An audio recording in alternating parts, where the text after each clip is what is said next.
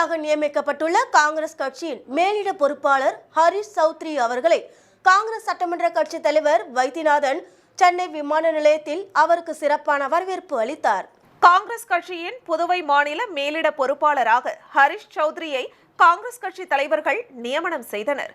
இதனையடுத்து எதிர்வரும் பாராளுமன்ற தேர்தல் குறித்து புதுவையில் கட்சி நிர்வாகிகளுடன் பல்வேறு ஆலோசனையில் அவர் ஈடுபட உள்ளார். இதற்காக சென்னை விமான நிலையத்திற்கு விமானம் மூலம் வந்த மேலிட பொறுப்பாளரை காங்கிரஸ் சட்டமன்ற கட்சி தலைவரும் லாஸ்பேட்டை தொகுதியின் சட்டமன்ற உறுப்பினருமான வைத்தியநாதன் பூங்கொத்து கொடுத்து பொன்னாடை அணிவித்து சிறப்பான வரவேற்பு வழங்கினார். இந்த நிகழ்ச்சியில் காங்கிரஸ் கட்சியை சேர்ந்த நிர்வாகிகள் பலர் கலந்து கொண்டனர்.